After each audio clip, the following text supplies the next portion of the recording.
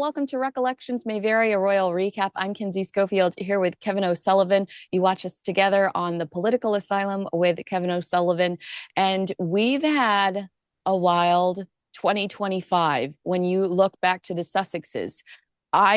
We were told this was going to be the year of the Markle Sparkle, Kev. Is that what you're feeling as we like cruise into July? Well, no, I mean, we always keep coming back to this, as this was the couple, Harry and Meghan. They were going to change the world, the Archwell Foundation. They were going to make the world a better place. They were going to work for worthy causes, look after the underprivileged, help the poor and do remarkable good works. And what have we ended up with? Jam Jam.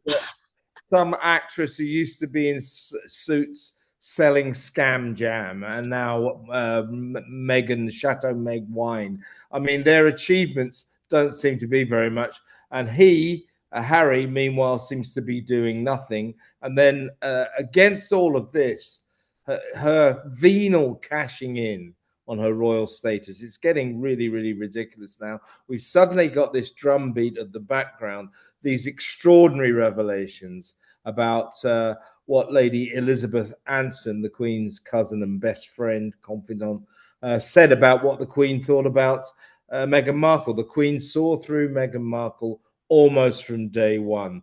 And Lady Anson told Sally Bedell Smith, the respected royal biographer, that the Queen essentially feared that Meghan didn't love Harry and she was just using him for his royal status to see what she could make out of it. And so that is now becoming a very big story. Yeah. These recollections of what the Queen thought about Meghan. And Meghan, we already know, is absolutely furious that this is coming out. It is funny to hear about the way that they handle some of these things. And that's a story, the way that they handle some of these things. It's Page 6 reported over the weekend that Harry, let me quote it so that I get it right. Insiders told us that the couple were infuriated and upset by an unflattering Vanity Fair cover story in January. We were all over this. It really truly was. Yeah. It destroyed these two. I mean, any sort of argument Meghan Markle tried to make about not being a bully, the Hollywood Reporter and Vanity Fair was like, we need you to sit down because we have receipts over here, including at the time, I doubt they're still with them, but at the time, Hollywood Reporter specifically said, we talked to current employees. But the Vanity Fair article said that Meghan was cold and withholding to staffers at the drop of a dime if something went poorly. Multiple sources told Page 6 that Harry was furious at the story and desperate to protect his wife, pushing his staff to work on an Us Weekly cover story, quoting former staffers saying that they loved working for the pair. I mean, it's just so... I mean, I guess I expect nothing more from Prince Harry than the worst PR move ever, because we read right through that Us Weekly story, didn't we? Of course we did. And I like the way the Vanity Fair cover piece is being described as unflattering. It was 8,000 words. It was a total destruction, a very, very immaculately, journalistically researched destruction, talking to more and more people about what a boss she was. And it wasn't just saying she was cold. It said that she was a flat out and out terrible bully who reduced grown men to tears. One member of staff at least had to go off to book into a clinic for therapy. They were so traumatized by what Meghan had done to them. So this is 8,000 words, immaculately researched. Now, when Harry goes around, and also, as you quite rightly say, before that, a few months before that, a similar article in the Hollywood Reporter, another respected publication, talking to 12 members of staff, one of them current, 11 former, same picture. That was where the famous phrase came out, she's a tyrant in high heels who reduces grown men to tears. Hollywood, then Vanity Fair built on that, made it an even bigger story. So here's the thing. So Harry stomping around, "Oh, what have they done to Meghan? Right, let's do a piece with Us magazine and say how wonderful we are and all that." Well, Wait, if wait, Kev, you're absolutely right. You just corrected page six's timeline because page six just said that Us Weekly article was in response to Vanity Fair, but you are right. That was in response to the Hollywood Reporter. it And was, we could not believe at the time that their solution to fighting one of the biggest trade publications in the entertainment industry was to go to Us Weekly magazine, which is like a grocery store rag. yeah, And so imagine yeah, their stress meetings, their crisis management meetings after the Vanity Fair article, which was so much more devastating for them than the Hollywood Reporter article, because Harry was furious with this much text. yeah, Imagine 8,000 words, yeah. detailed, like you said, impeccably researched. Uh, so what? Why did they not respond with in a similar way with the Vanity Fair piece? Did they realize that the Us Weekly piece just did not cut it, that it was a joke to try to combat the Hollywood Reporter with Us Weekly? Because remember, the editors actually started going after each other on. Do you remember, Kinsey, what happened with the Hollywood Reporter thing? Harry and Meghan went nuclear and started trying to say that Hollywood Reporter made this up and so on and so forth. So the editor of the Hollywood Reporter went on to Access Hollywood, the Mhm. American TV show, the showbiz show, to say, "I stand by my story. My magazine stands by our story, and if they want to sue us, go right ahead." Guess what? They didn't sue. This is the point. Now, then, Vanity Fair, their investigation made Hollywood Reporter's investigation look like a walk in the park. This was Yes. 8,000 words. Again, now, if this is a shocking, misrepresentation of the wonderful Meghan, these are all lies, it's lies, it's lies. Well, if that's the case, sue. Get your lawyers to sue. It's really significant that someone as litigious as Harry, and she's pretty bad as well, but Harry, he's never out of court. He sues at the drop of a hat. It's really significant that there wasn't even a hint of a liable action against either the Hollywood Reporter or Vanity Fair. They didn't even go to their lawyers because they knew the stories were true. They just try and badmouth it and get some nonsense into US magazine to try and make, oh no, those stories weren't true. But if those stories, Hollywood Reporter and Vanity Fair, really were not true, if they were unfair dismantling jobs by the haters, then they would have sued. You know what Harry's like? They would have sued. They did not sue because the stories were true. It's as simple as that. Well, this kind of stays in the same category. You said this a million times, so props to you. The story we're about to talk about, Prince Harry and Meghan reportedly reducing staff to save money amid their luxury lifestyle. You've said a million times over the last few months, the next big story is going to be financial issues. And so I want to get into some of the staff that they're losing, but I also want to ask you, based on what you just said, there's no question that Harry and Meghan wish they had people like Vanity Fair on their side still, because they had them on their side for a moment. They had Vogue on their side for a moment. But, and it was interesting because we keep talking about Megxit, especially because of Sally Bedell Smith, but some of these stories all go back to Megxit. Harry and Meghan specifically said when they were stepping down from the British royal family, they were going to work with grassroots media entities and up and coming journalists. And now Meghan's doing podcasts and but they I don't think that they wanted to do that because they asked Harper's Bazaar to go with them on one of their faux royal tours. They had People magazine go on one of those royal tours with them. We'll talk about some of the comms people that they've let go here in a second. But do you feel like they've recognized that they've just lost control and those bigger outlets aren't going to let them just slide and aren't just going to buy the BS? So that's why we're seeing Meghan do some of these weird random podcasts that are just an odd choice. Yeah, I mean, absolutely. I mean, Meghan is very symptomatic of a type of Hollywood person. They're kind of very B or C list. They're not the top of the ladder. They're not A list, and they have these publicists around them who sell them this kind of lie.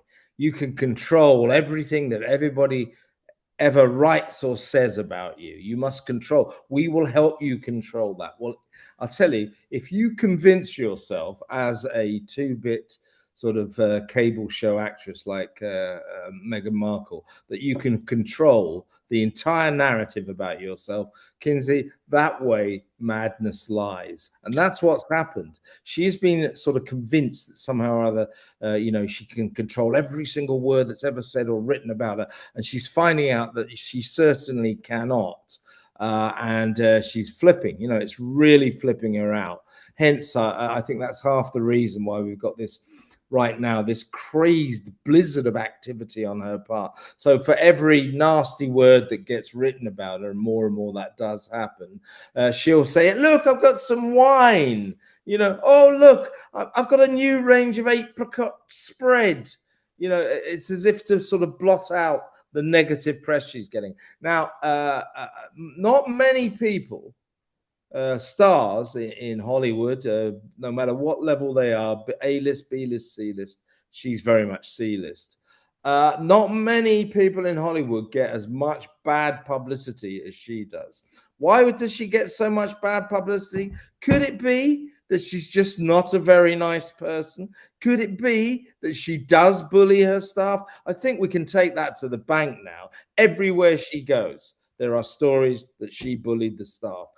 From the palace back in Britain to Montecito, the Archwell Foundation, her private affairs. There were words that she wasn't very nice to the film crew on With Love, Meghan. She's got a problem. She doesn't seem to be very nice to people. When you're not nice to people in the showbiz game, it will come back and bite you on the backside. I'll guarantee you. And that's what she's finding out. She expects to be able to behave like the Queen of Sheba, bossing everyone around, bullying everybody, and then nothing bad ever to appear about her in the press. Well, Meghan, as you're finding out, it doesn't go like that.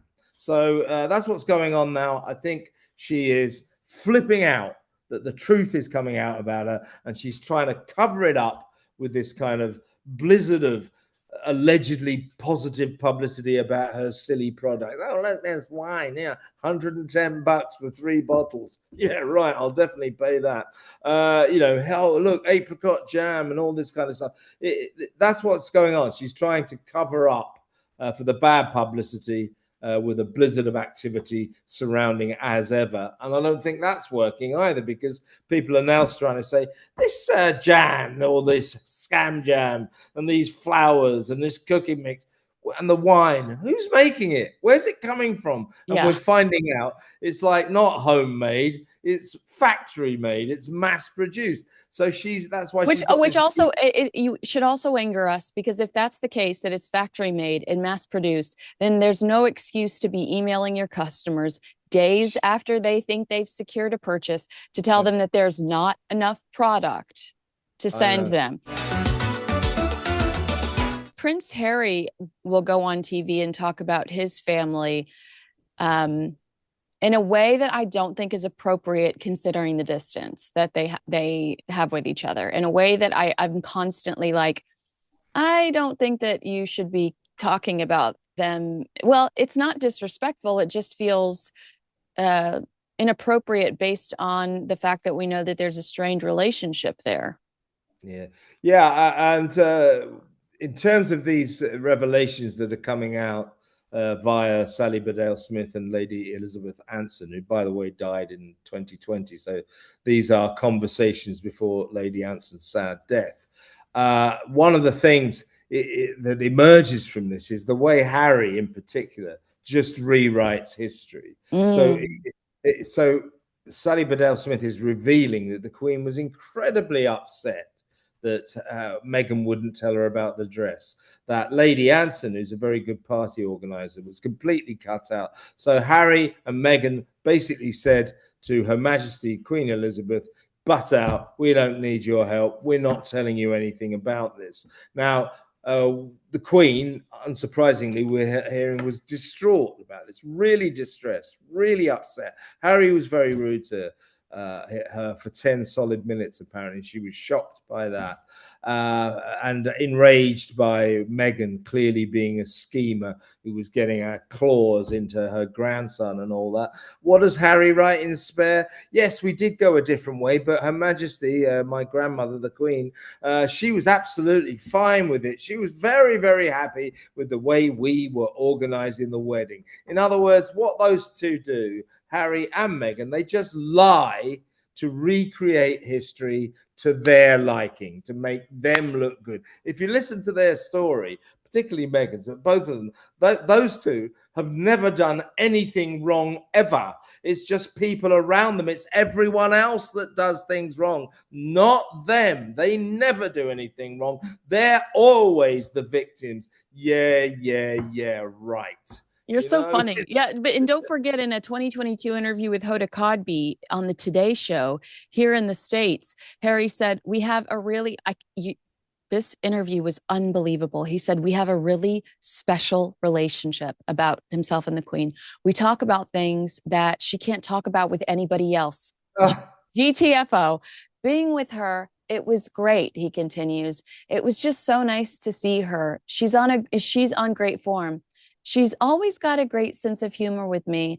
And I'm just making sure that she's, protected and got the right people around her." Kevin, Hugo Vickers told me right here on this show, the Queen did not want to be alone with Harry and Meghan. She was fearful of them. She always made sure she had a chaperone if Harry and Meghan were trying to see her, because she was afraid they were going to secretly try to take pictures of her, record her without her knowledge, or try to negotiate things with her that she didn't feel was appropriate. He would poke her and beg her to agree to something, and she was like, "That's something you need to deal with your father." Remember, he lands from Canada into the UK and immediately shows up at the Queen's gate and is trying to see the Queen, and they turn him away and they say, "We'll see you at the Sandringham Summit, but you're not going to swoop in here and try to negotiate things with the Queen or convince the Queen of something where this is going to be an all hands on deck meeting." I mean, we can talk about things she couldn't talk about with anyone else. Harry, you're an idiot. What exactly are you and the Queen talking about? You know what I mean? The Queen. I mean, these revelations that are coming out as we speak, via Lady Elizabeth Anson, reveal that actually the Queen felt that Harry had completely blown his relationship with her.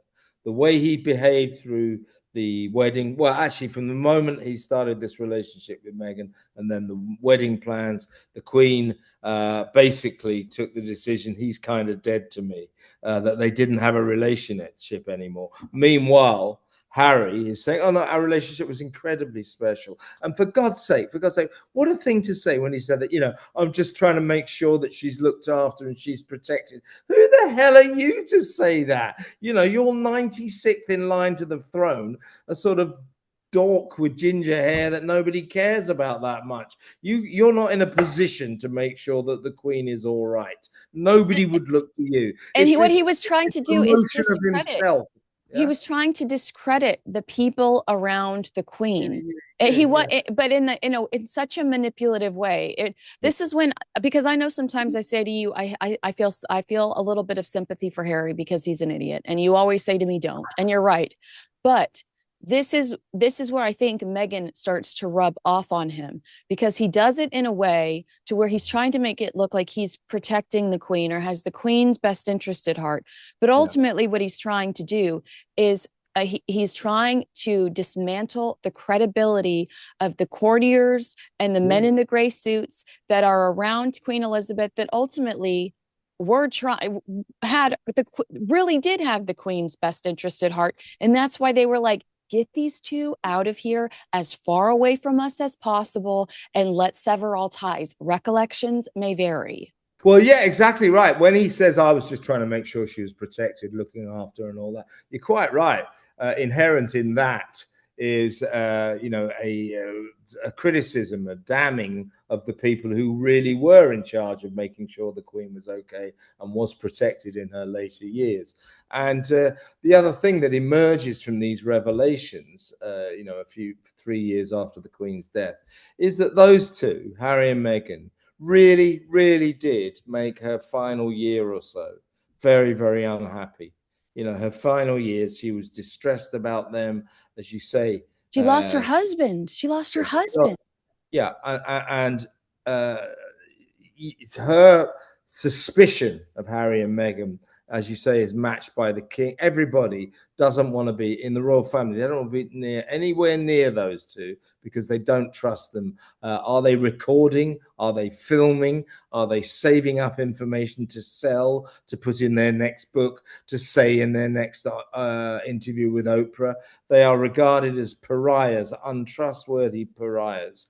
And it's a very, very sad situation, but it just proves just how far or how bitter the split is between Harry, Meghan, and the rest of the royal family back in Britain. There's no way back.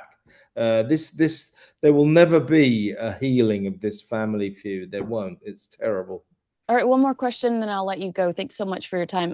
Does it, listening to Lady Elizabeth's words, does it anger you even more that Harry and Meghan had the audacity to name their child Lilibet, knowing that the Queen never believed in this union, and certainly based on what we know, did not give these two allegedly approval to utilize this private name? Well, I think she didn't know about this and she was furious.